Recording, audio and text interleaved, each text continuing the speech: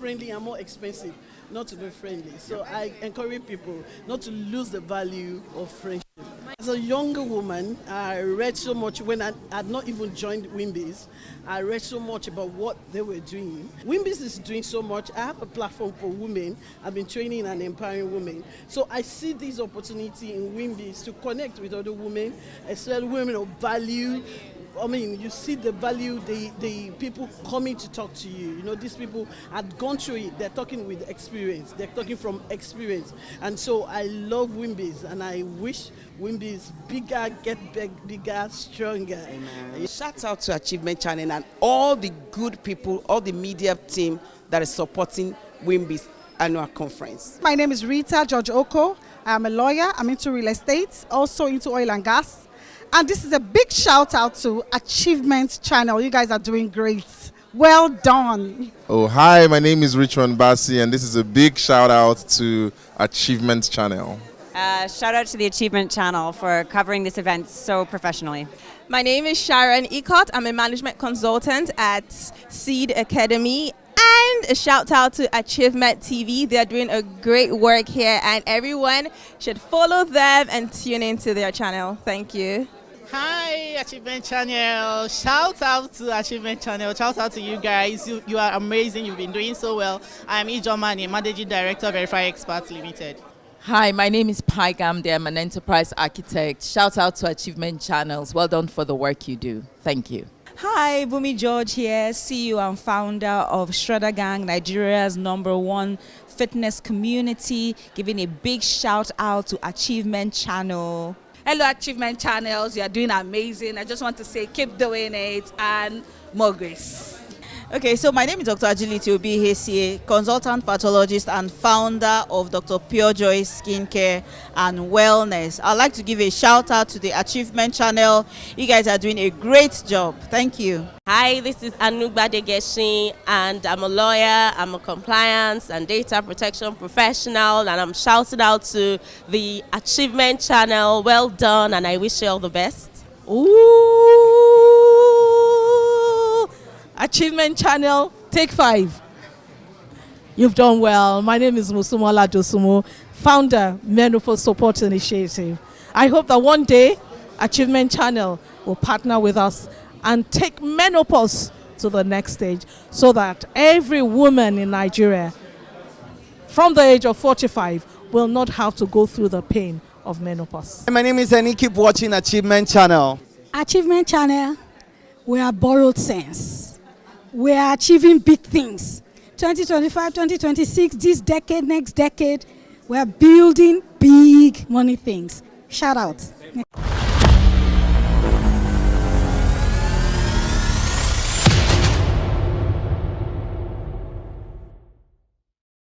Ifoma Okolo, and I'm a mighty mom.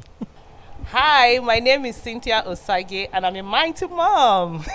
My name is Mrs. Emmanuel Efe. I'm a mighty mom. Hello, I'm Mary Frances Agoni. I'm a super mighty mom. Hello, my name is Ogunwewa, a mighty mom.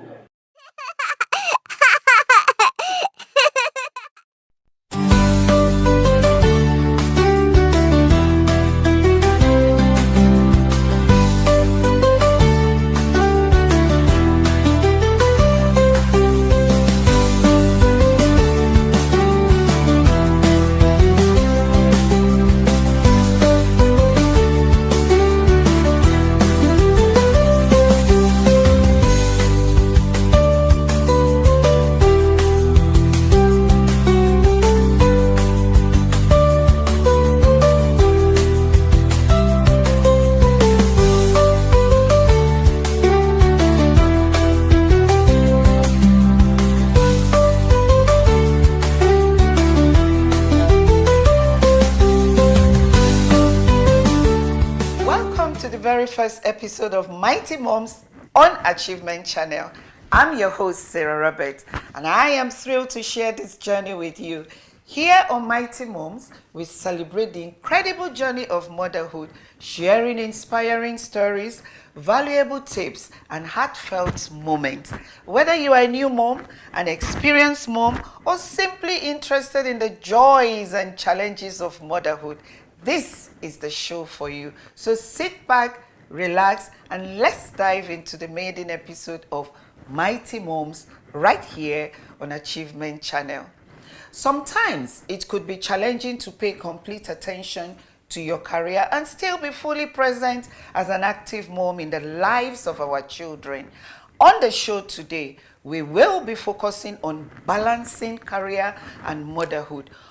I'm thrilled to welcome our very first guest today, Mrs. Patience Okonta, an exceptional architect, a woman who has maintained world-class standard in the practice of architecture in Nigeria and beyond. She's the managing partner of InterDesigns Partnership, and most importantly, the mighty mom on the very first episode of our show today. Mrs. Okonta, can you tell us a bit about your career journey as an architect and how you managed to balance it with motherhood? I'm so happy this is called Mighty Moms because my career journey as an architect, my mom worked with Aquarium & Associates, an architectural firm, and she was their receptionist. So my first job, my first vacation job, or my first job ever, was the photocopying girl at Aquarium & Associates. And from the inspiration that I got there, I made up my mind that I would be an architect. And right there and then? Right there and then. I only had to look at these beautiful things that I was photocopying and issuing to people and the whole ambience of the office, and I knew that I didn't want to do any other thing apart from architecture. And that's of architecture? Yes. And so far, have you regretted it? No, I have never looked back. I've never really wanted to do any other thing apart from the fact that, you know, times are really changing, and you probably need to do a little bit of diversification when you want to fill in gaps here and there. But I love architecture, and architecture has been really good to me. So being an architect, how were you able to balance it with motherhood? I was lucky. I was privileged. I had a fantastic family support. My husband was ever ready to, you know, give me the go-ahead to do whatever I needed. And then I had my mum, I had my dad, and I had my brothers and sisters. I had a fantastic family support system, which I don't know what's happened to it in this day and age, but we were privileged, and that's how I managed most of the time. Sometimes I had to be out of town, and I had to be out of town on short notice, and the only people I could rely on were my family, and they were there for me, and that's how I did what I had to do. That's great. Now, Mrs. Okonta, have you ever experienced mom's guilt? And if yes, how were you able to handle it? Mom's guilt, yes. I will say yes, and I don't think I'm ashamed of experiencing mom's guilt. I do things to make myself happy.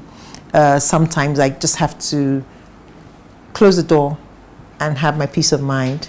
I have a set of twins, and my children were all maybe 1 year apart, and sometimes the reporting could go on forever and ever and ever and ever. So there comes a time where you just have to draw the line and do something that makes you really happy and shut out the rest of the world. So I don't know what I'll call my guilt.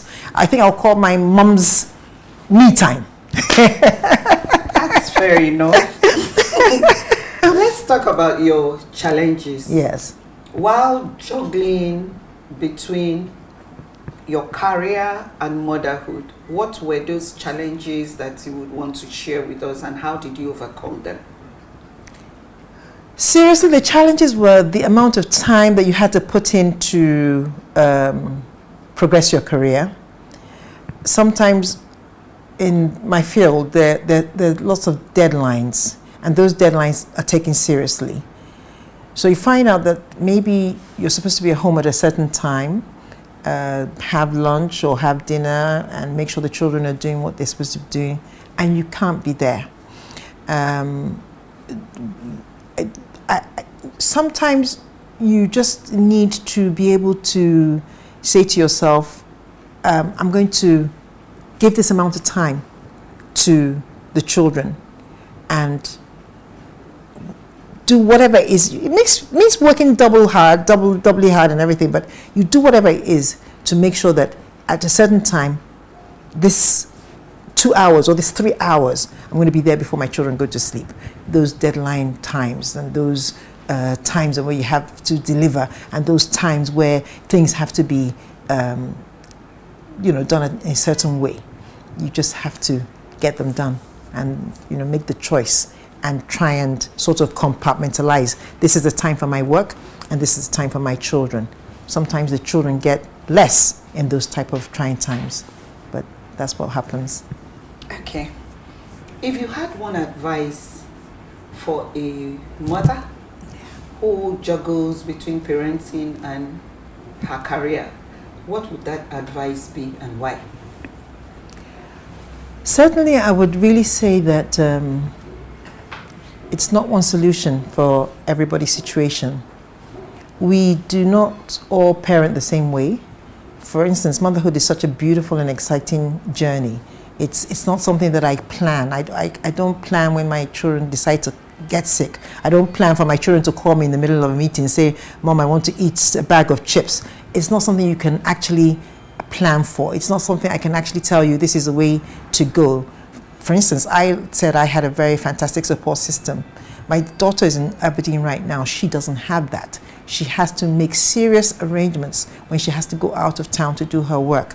So it's not a one-size-fits-all thing, and it's not a do-or-die matter.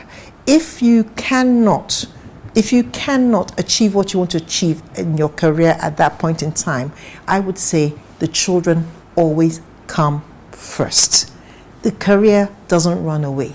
I know so many people that had to put their careers on hold. We're all more or less at the same level now. So family comes first all the time. That's my advice.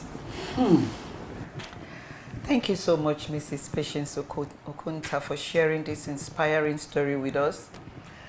We have had a very wonderful conversation. We'll take a short break, and when we return, we'll dive deeply into how to prioritize time for yourself and your family in the midst of a demanding career. Don't go anywhere.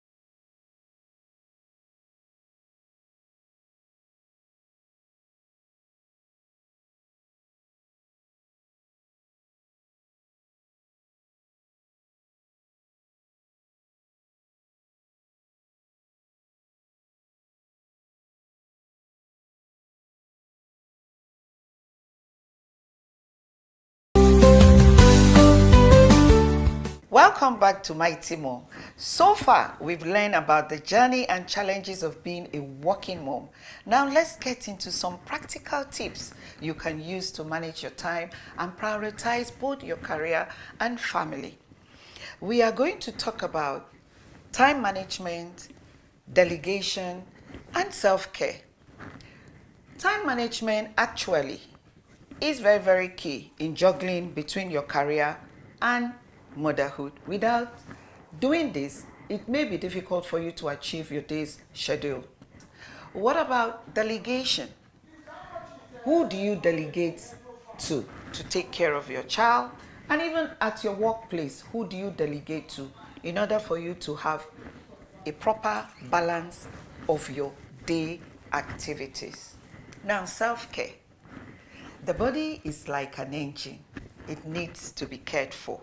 Gone are the days when mothers just refuse to take care of themselves, sacrificing their time, sacrificing their goals, sacrificing their dreams for their children, husbands, and their work. These days, you need to take care of that self.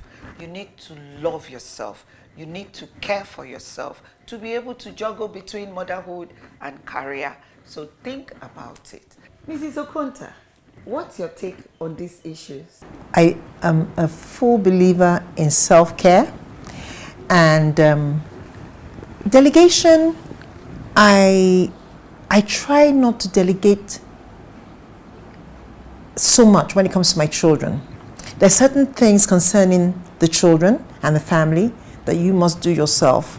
For instance, when you're asked to come to the schools, you need to take time off from the office, and I try as much as possible not to delegate in those regards. But sometimes there are things that you have to delegate and the things that you cannot meet up with. Self-care, I will always look after myself. Luckily, I had a husband that believed in me looking after myself, so I didn't have any problems with that. And my children always even was very, very happy to say, that's my mom. So that's another reason why every mom has to take care of themselves, so that you make the children also proud as well. We will take a short break, so please stay with us.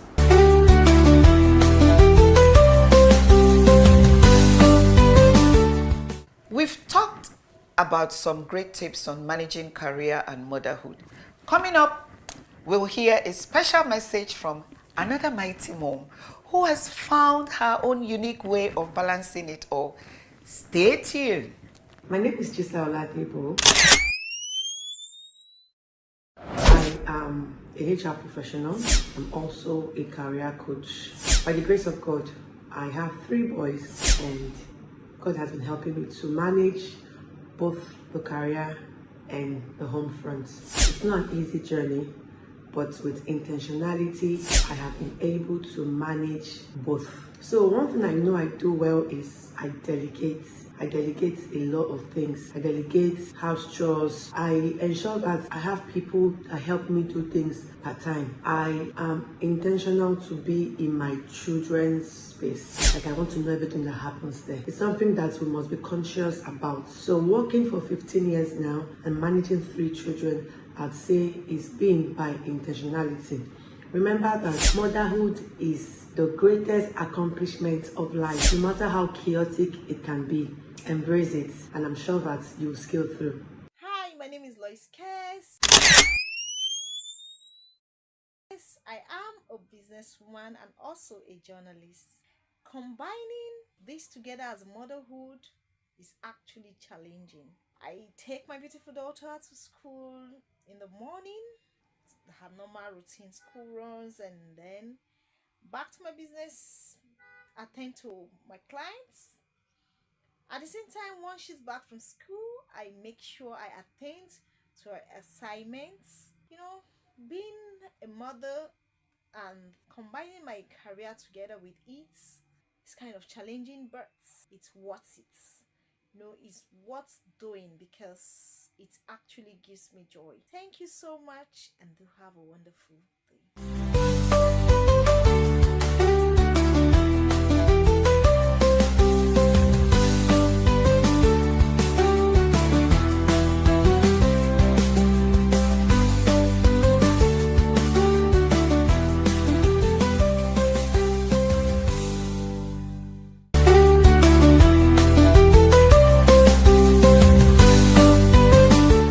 As you can see, two journeys are the same, but every mother finds her own way to thrive.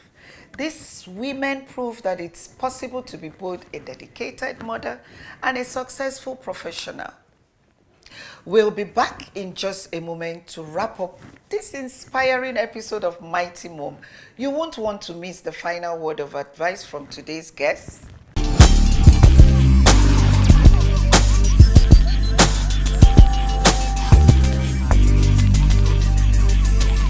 Well, my experience here at School of Eloquence, I was able to overcome my shyness and anxieties because previously I was not able to communicate well with people. I wasn't able to look in the eyes of people. I was so nervous, but overcome all of my fears, and I am really grateful for that. Thank you so much, School of Eloquence. School of Eloquence, teaching the world to speak.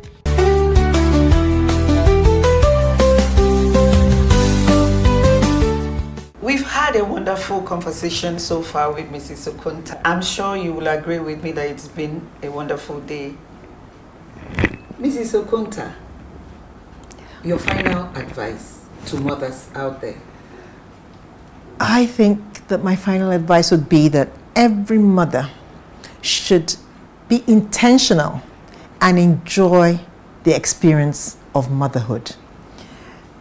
Well, if you have to set your career aside for any reason, there's no better reason than for the children. So my advice is to love yourself, love your children, put the family first, always.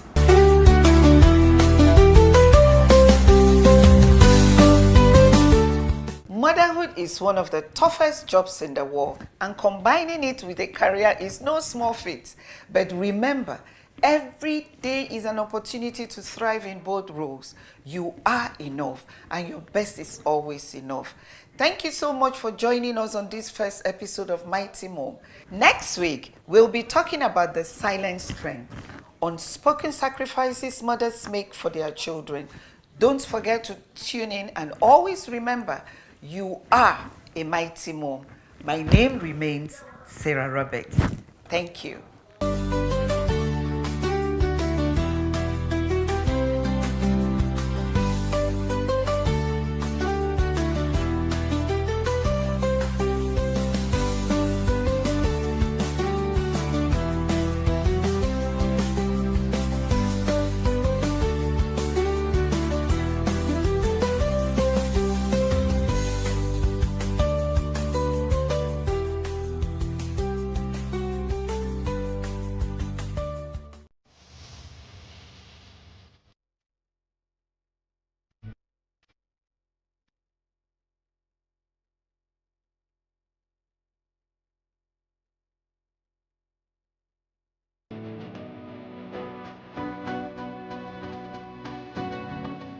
There's an old African proverb that smooth seas do not make skillful sailors.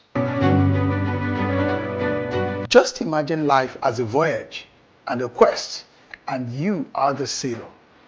Indeed, the navigator, and your dreams and your aspirations for greatness and for goodness represent your destinations. Hello, dream chasers and future history makers. Welcome to another timeless capsule where we dive deep into the wisdom of ages to fuel your journey, your quest, your desire towards greatness. Today, we're setting sail on the vast ocean of life, guided by an ancient African proverb. Smooth seas do not make skillful sailors. Think about it. If life were always calm and predictable, how would we grow? How would you learn to navigate the storms, harness the winds, and chart our own course towards our dreams? It is indeed, and in fact, the challenges, the setbacks, the unexpected turns, the twists, those difficulties that truly shape us into the capable, resilient individuals that we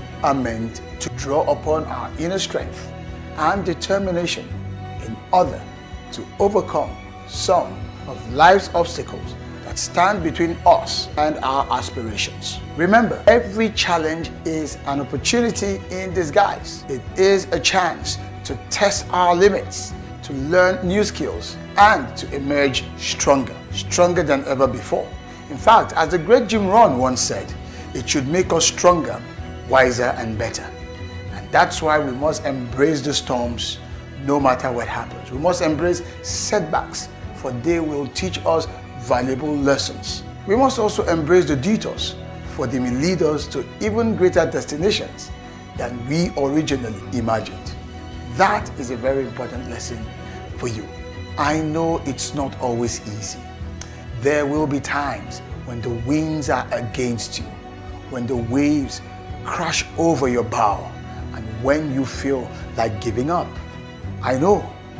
But in those moments, remember the words of the great Nelson Mandela when he said, "It always seems impossible until it's done." So keep your eyes on that horizon, your dreams in heart, and your spirit unwavering. You are the navigator of your own destiny. You have the power to turn those challenges into triumphs, setbacks into comebacks, and dreams into reality. So, let the winds of adversity blow. Let the waves of doubt crash against.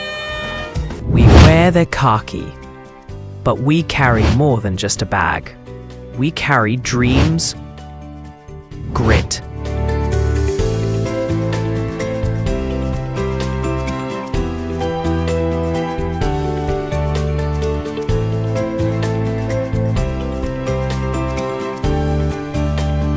and a will to serve.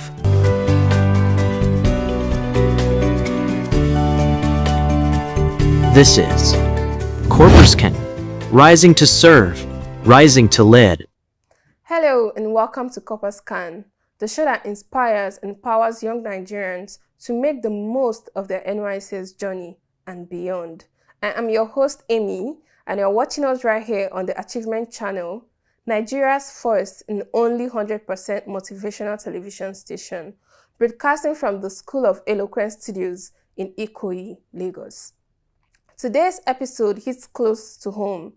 Every young Nigerian, the hustle and the calling, chasing money without losing yourself. Let's be real. Everybody wants to make it. We all want success, comfort, and a soft life, but not everyone keeps their peace while doing it. So how do we find that balance between ambition and authenticity, between chasing money and following purpose? Joining me today are two remarkable young Nigerians whose life reflect the balance between hard work and inner peace. Our first guest, Madu Dennis Uchechukwu, is a purpose-driven young professional currently serving with the School of Eloquence in Ikoyi, Lagos. Passionate about growth, leadership, and creativity, he's building a career rooted in excellence and impact. He believes in working hard, staying consistent, and pursuing success without losing touch with one's value.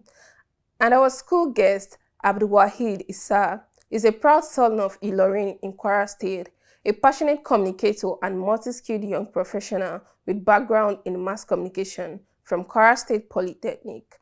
He's gained hands-on experience at New Telegraph's publishing company and Daily Trust newspaper, and he's also trained in solar and inverter installation.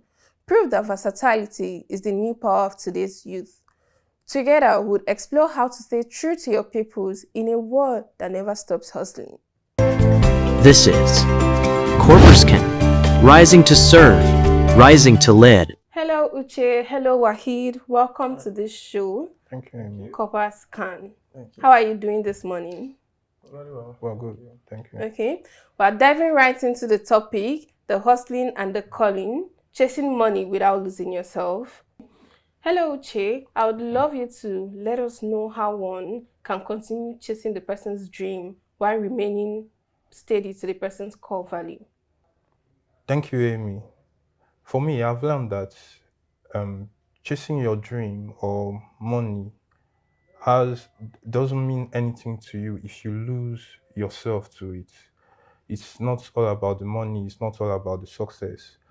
Still, you kind of like have to put yourself on hold, make out plans, get ideas, and get it all thought out. For instance, in my PPA at the School of Eloquence, I kind of like have myself scheduled and I kind of like line up things that I mean to do, and I try to kind of like achieve 1 or 2 things a day before I go. Or if I'm not able to achieve something, I'll kind of like have in mind what I'm going to start up the next day. And before I come the next day, I have it planned up. And when I come, I start up with it before the main job for the day comes.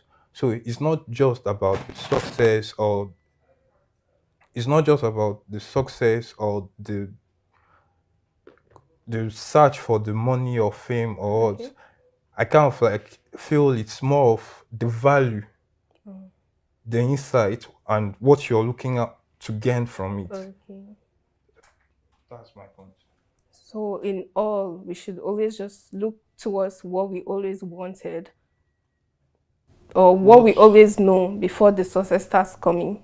What we always wanted, what we always know, and what we want to achieve, what we want to impact. The kind of like the footprint we want to leave behind as we pass through the process. Oh, that was very insightful. So let me just chip in just a point with what Uchi has said, so as just to make a contribution to his question. In order not to lose yourself, your value, you just need to be careful of how you chase the money. Although it's legal to chase money, and the way you chase it determines if it's legal or illegal. Oh, that's a point. So if you chase it legally, and you are able to control yourself, because money controls people. Okay. If you are able to chase it legally, I guess you are still within, you are still maintaining your value. But once you chase it illegally, you are coming out of it. Oh. So that's just what I want to chip in. That's a very nice add to what Uche has said, and I love that. Thank you. And I know the people listening would also pick from that. Don't lose yourself and the value. Exactly. Once you go illegally, you've lost the essence of the game. Exactly. Okay, now, so I'm just going to ask you some other things for people listening and for us also. You know, there's a lot of fake get quick scam going on, and everywhere you go they just say click here and make this money. How do we become able to spot it? Like once you see those, you say this is fake, is a scam. Yeah. Thank you. You see this question, okay, there is a saying in Yoruba language. Wow. Yoruba will say "Kosabuja kolonu okpe," which means there is no shortcut to success. Wow. Any shortcut to success will cut your success short. Okay. So there are some things, let me say there are several things, there are several ways you'll be able to spot. Get quick rich trap. Yeah. There are different ways you can spot such things. Okay. One of it, let's take for instance, maybe you're just scrolling on the internet or maybe the social media, or you see some people advertising this, advertising that. Once they are asking, or once their demand is much more than expected, you should be able to figure out that, no, is this real? So you're going to use the memo of nothing good comes easy. Exactly. Because if it's something good, most of what is good, although it doesn't come easy, but at least, even as a human being, you should be able to differentiate how this thing works. Okay, like is this real? Values, is this real? Okay. Or is this, let's take for instance, there are some, let me say there are different platforms whereby you invest. When you invest, then at the end of the day, you get your return back. Amen. Also, and we also have some. We have legal ones and we have illegal ones. And I'm very sure at this age we are now, although it might not be easy to identify the illegal ones, and it might be easy at times. There are some platforms whereby they will ask you that, okay, payment is delivery. Why some will ask you to pay before delivery. And those who will ask you to pay before delivery are the well-known ones. If you can understand, if you are the type that do this online transaction. And if there are some whereby even if they want to require for payment first, at least they might not even request for maybe you pay the full payment. They might say, okay, we'll make half payment 30%. then. Okay. But at least once it gets to that stage, one should be able to identify, is this real? Is this not real? Okay. And so in this age we are now, there are a lot of things we can do which are legally that we don't even need to be panicking, okay, is this real or is this not real? Okay. I don't know if I am permitted to say this. There is this something called trading. We are all familiar with Yeah, it. the crypto trading. The crypto trading. These are some of the things whereby we can, although it might flop at times, but I'm very sure it's not every time that it flops. Because you're trying Even to if it comes down, then it rises again. I think that, and even if you are a business type, there are risks. So Yeah. everything in this life is risk. Okay. So once you are able to, okay, let me just give it my trial. Once you are seeing that where this thing is going, it might not favor me, so you can easily withdraw. But when you see that, okay, this thing where it is going, I think it will yield a good result. At least you can just keep going on that. Thank you so much. We're You're going to welcome. take off. Nothing good comes easy from Exactly. this. Just everybody be careful, watch out, probe what you want to do. Don't be quick to analyze and everything. Mr. Uche, would you love to chip in to anything Mr. Wahid has said? Well, he has already hit the nail on the head. Okay. But I just would like to add one or two things. If it's too good to be true, then it probably is. Then make researches. Always make researches. Don't just jump into conclusions or whatnot. Then again, if it's something you want to do and it's something that they rush you to make payment and stuff, have second thoughts. Yeah. It's kind of like, it's quite scary. Yeah, exactly. Then I believe this is Nigeria. Everybody wants to make money. Exactly. And even Please. as coppers, what we have is not enough, really. But let's be careful. Let's be careful. Okay, this takes me down to a very similar question, but I think it would be something different. What are some red flags you think we should look out for when we get opportunities? What are those things that once an opportunity is coming, we're like, no, this can't be true. This can't be it. Like, what are those hinting red flags to those opportunities? Something you just pick up and say, this is a no. I have to be careful of this. All right. I would like to give an instance, an example, which I experienced myself. The first time I came to Lagos for my service. Okay, I was home. I wasn't posted yet. Okay. So I wasn't doing anything. It was boring, and I was thinking of what should I do? Boredom, how it can be.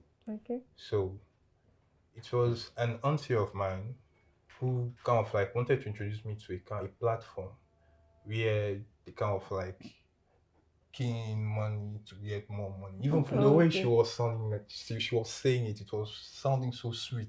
Come on, you put maybe as a student, let's say something like 70, and then in 1 month or before December, you'll be getting like a meal.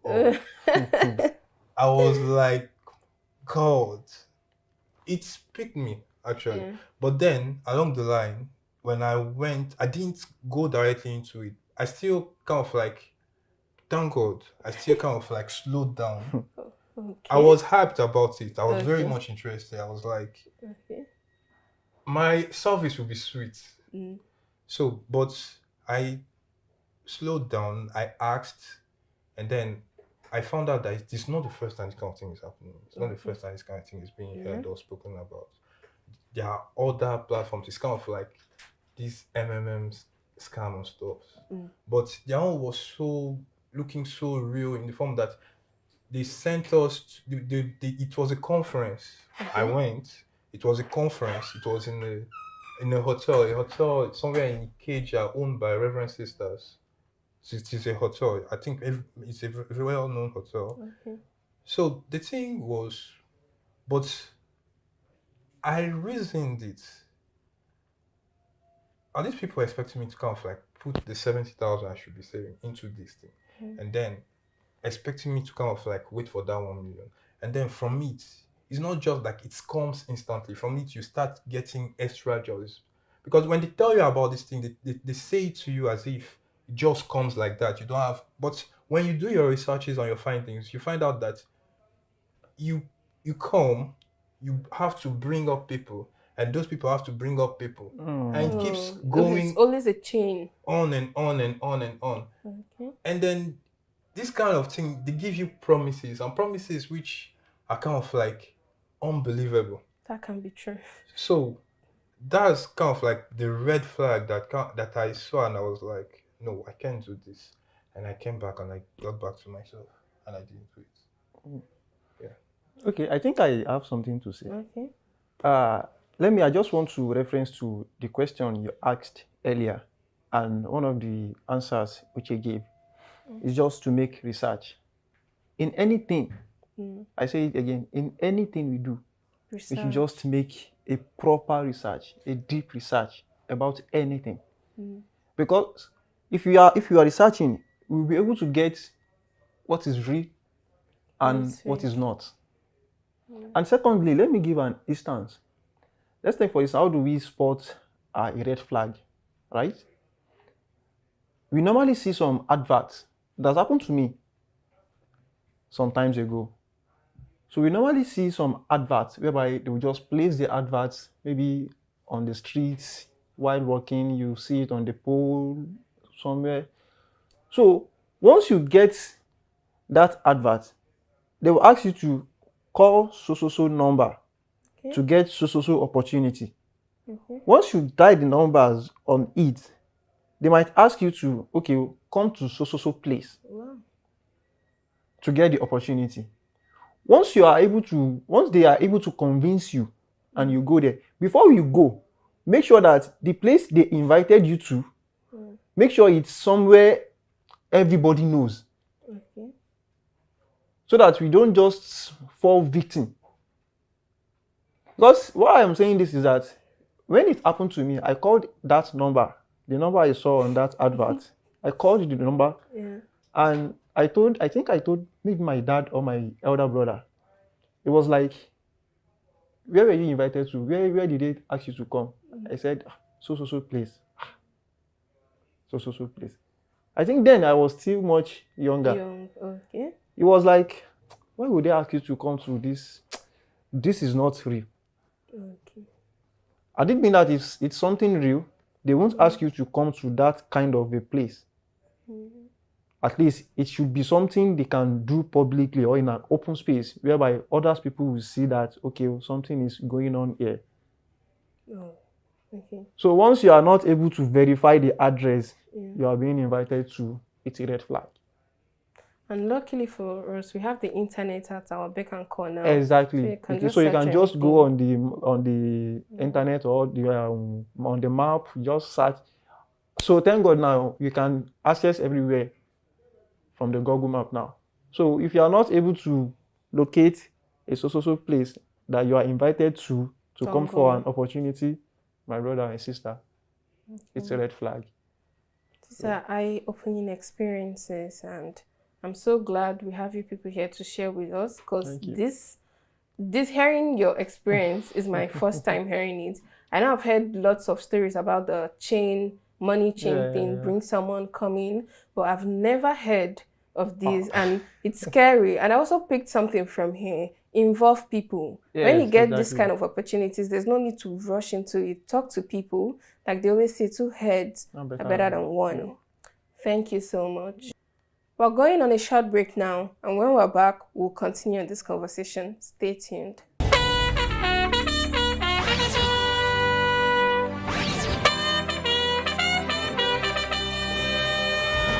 We wear the khaki, but we carry more than just a bag. We carry dreams, grit,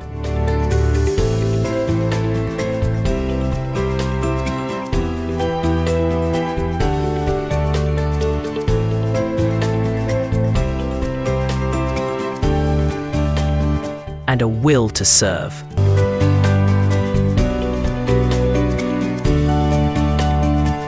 This is Corpus Can, rising to serve, rising to lead. Welcome back to Corpus Can. Before we left, we were talking about how to chase money without losing yourself and your core values. Back to this discussion, I would love to ask Uche, what does real success mean to you?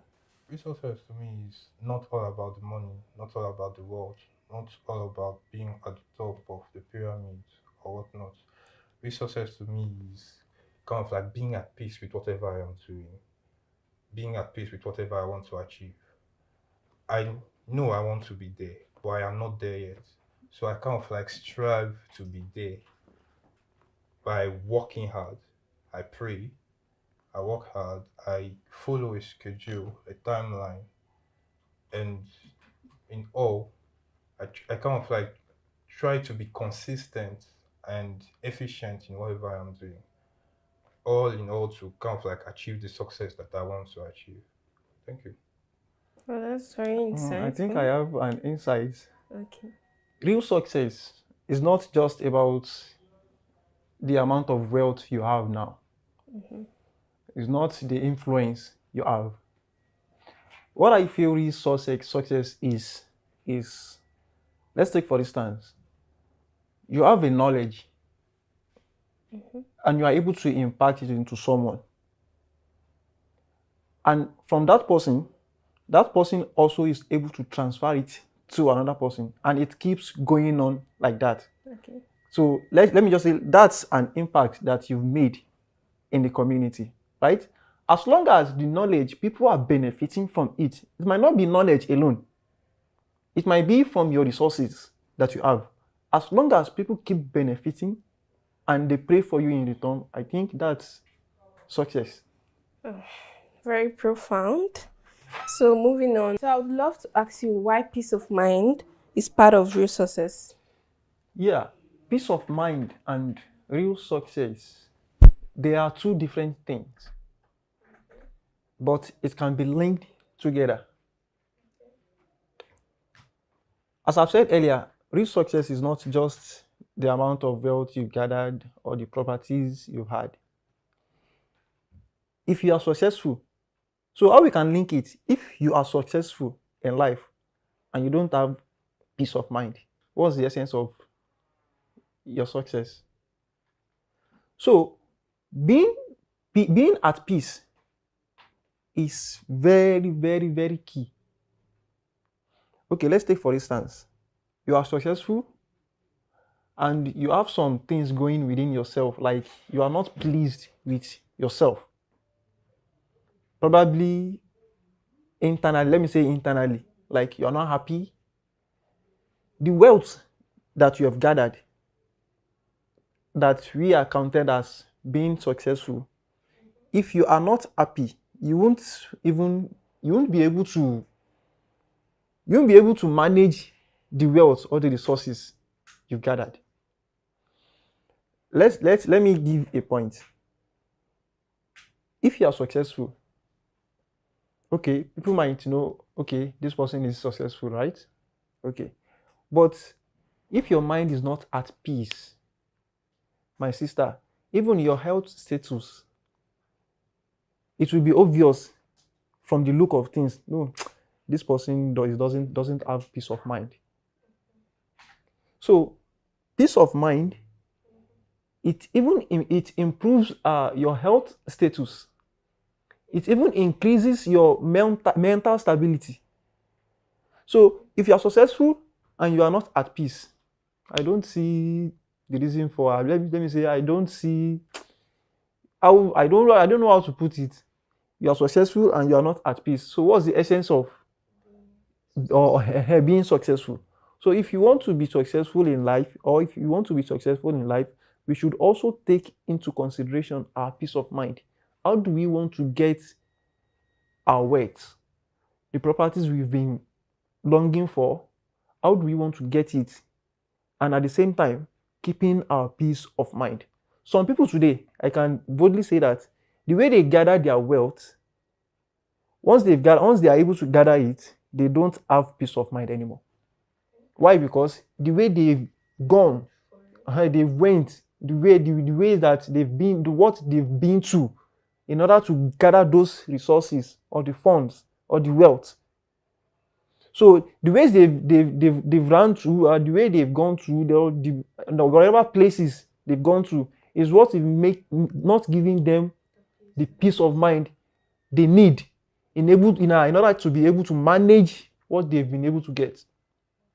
So if you are not peaceful with yourself or you don't have peace of mind, so I don't think the wealth you've gotten or the properties you've gotten will take you to anywhere.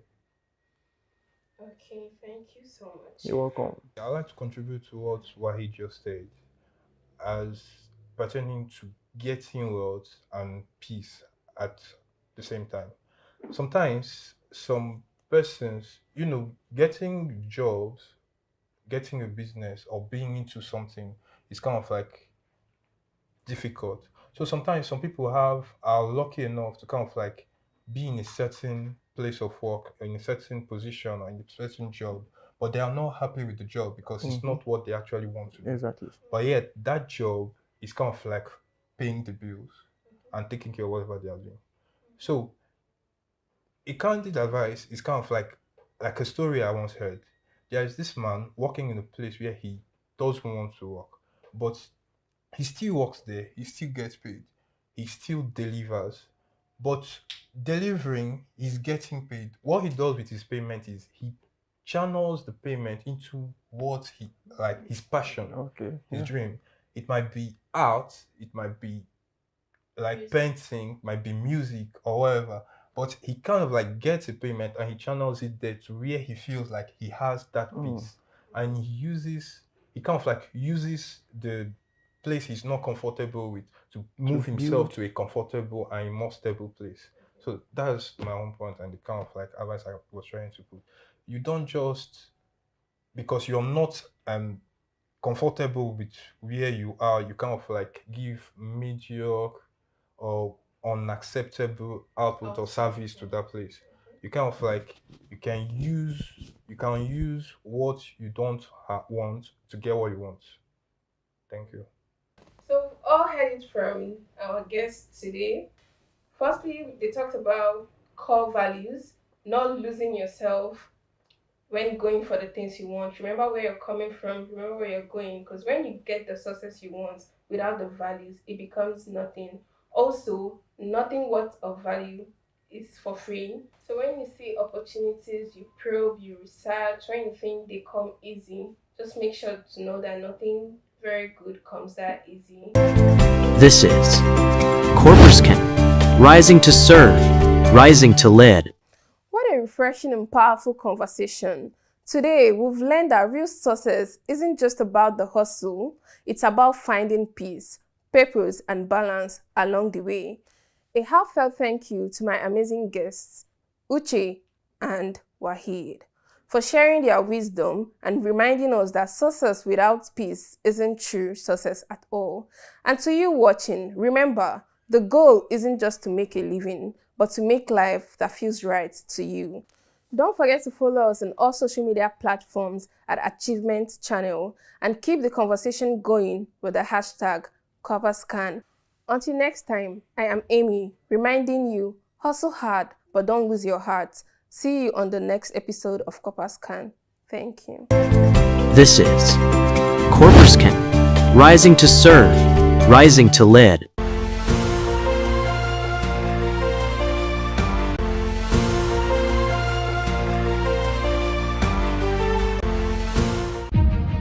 A new day dawns, full of possibilities.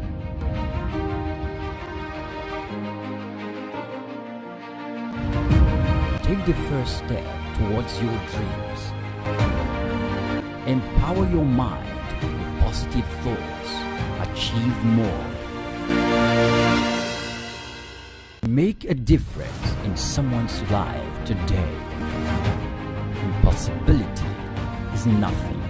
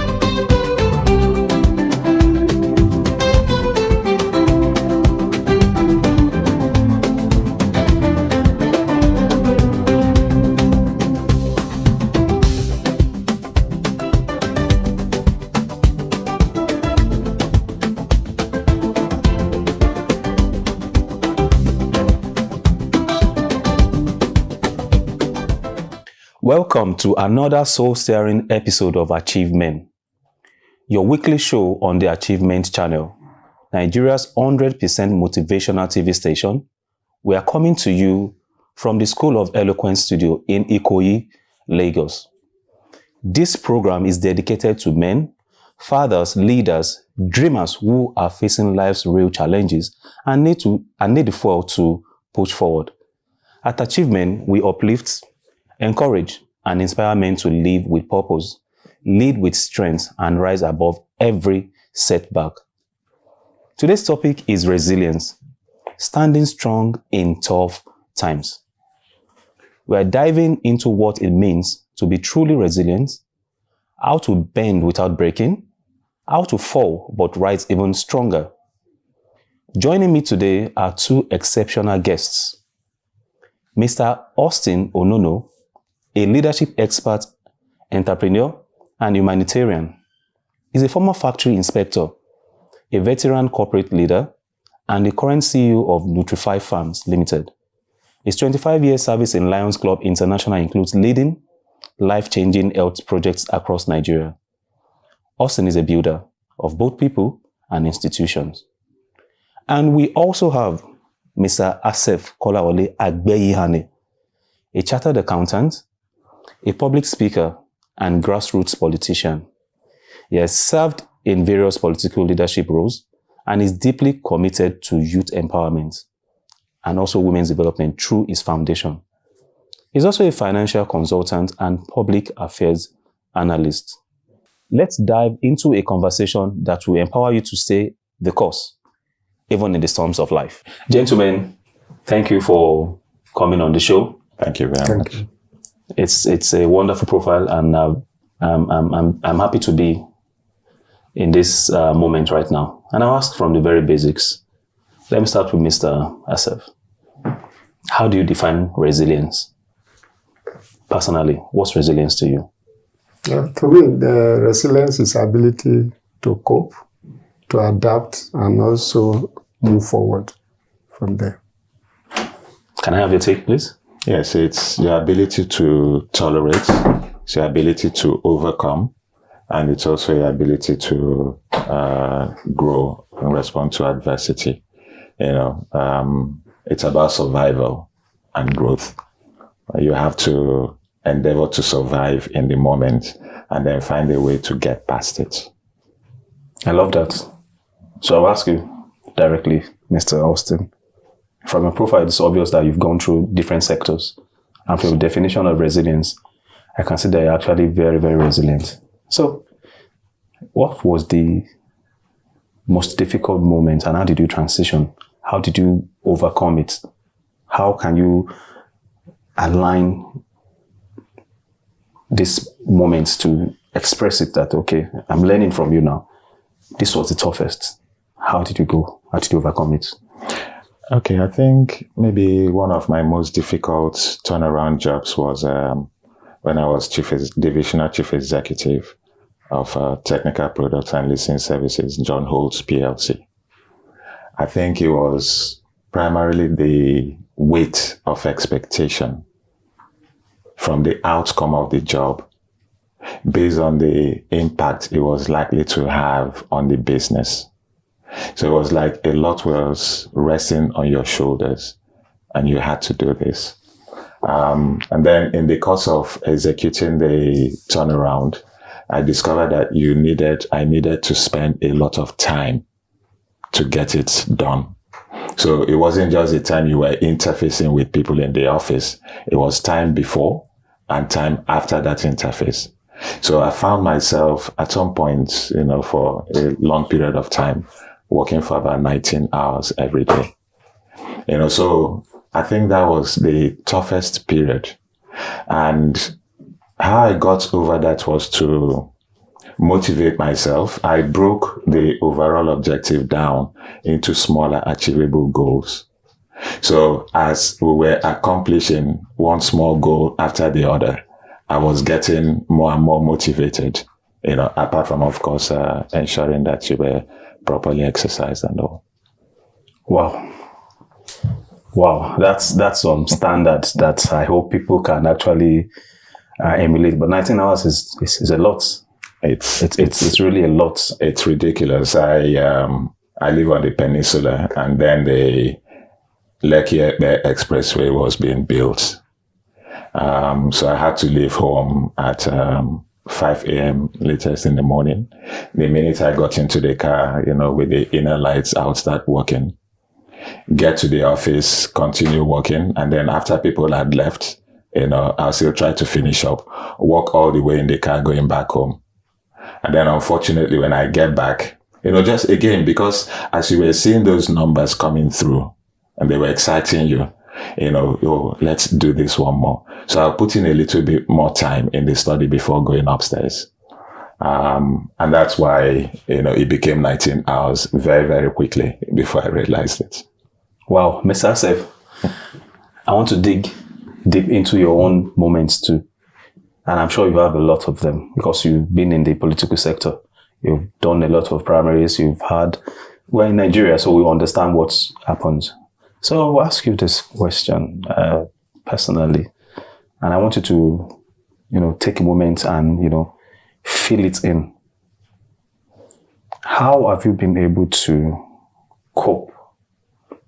Or for better use of the word, how have you been able to endure and go through these setbacks? How are you overcoming it? Because I've seen your profile. It's deep.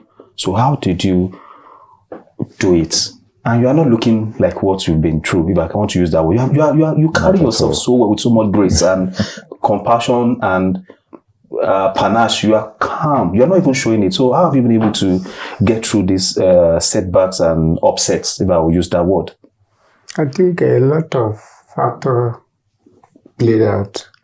One, like the popular say, when there's no purpose, there's bound to be an abuse. One, a purpose is driving you. Then you have no reason to let go because that becomes the inner driving force. Correct. Then number two is also that a positive mindset. You already have a mindset that something is achievable. Then number three, knowledge is power. Even in the Bible in all your getting, get knowledge. And then when you get that knowledge, then the next step is understanding of the knowledge you got and then the wisdom, ability to apply it. Because, for example, in the political system, one of my focus is that I have that inner voice that I'm among the people that will make Nigeria better. Because you run to USA, you run to Canada, you run to UK, some people pay the sacrifice that made that place stand today. That is why I don't blame people that japa, but me, my focus that I have that inner conviction that I'm among the people that make Nigeria great. Then I have no reason to leave, and I have no reason also to lose focus because a lot of also destiny rests on my shoulder. Because whatever you are doing is not for yourself, you are doing it for others. Even the scripture also says, those that steal should steal no more, so that they should walk. Can you imagine? And get to give order. He's not even thinking of you because your own case is settled. You are in the kitchen cooking. Are you not the one that will determine how the food is served? You already taste, even the aroma already, you are satisfied. Then that positive mindset that, no, something will just work. After if it didn't work, you change your strategy. Correct. Nobody that succeeds, even most of the people that are successful today, they have a number of failures who are more than their success. Because you learn from that and then you move on. That is deep. That is reassuring.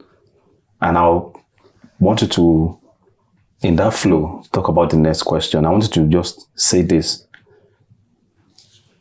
Do you think, or why do you think resilience is a crucial trait that young men or people should have? Because what you've just explained shows that you just have to do it. I'll give you an analogy so you can tell us deeply also why resilience is key. Why do you think it's key? I do a lot of work. I love hiking a lot. And I've done some hiking in places in Europe where our guide will tell me that we are like 4 hours into the woods. This particular tree has been planted for 1,200 years. So it means that Greek proverb of planting trees that you won't be under for the next generation, for posterity, which is why I love what you've just said. So why do you think resilience, like you've exemplified now, is key trait that people should have, especially the young generation, for you to succeed? Well, there's a popular saying that not taking a risk is a risk in itself. Right. That's supposed to be a natural instinct for every human being. I used to give an example. If rain is falling and animal is under it, do you know you begin to move, looking for where the rain will not touch him. Once you get there, it will stop. But as a human being, you can observe your environment and be able to know where to hide. But like animal is testing the water, is testing on to get. But as a human being, that resilience is supposed to be a natural trait. Because why I mentioned also knowledge earlier on, every human being in life must give attention to reading. Every successful man, when you pick their biography, you will be surprised. You'll be amazed what and what they passed through. Even in my journey in life, one of the books that helped me is the book they call The God's General. When I read that book, I didn't even know the importance of that book until when I have one of the challenges in life. And I remember that if these great people suffer something like this, then you are just a baby. That means we must establish that resilience for we to survive. Nobody that became successful in life that does suffer. Thank God when Mr. Austin was addressing my son, their generation is more difficult than when we were growing up. Right. Sometimes I feel pity for them, but they need to also develop more because at this age now they have access to more information than us. How they utilize those informations is very key for their resilience and survival. Mr. Austin, I must have your take that because of your... I want to approve you based on your experience. So why do you think this resilience is a must-have, not a nice-to-have for this generation? Based more on what I see now, and what I can deduce from the experience I've had. This is a social media generation. And there's a lot of pressure on people, especially the younger ones now, that didn't exist before. Because your scope was limited to a few people. But with social media, you're exposed to a lot of people. You also now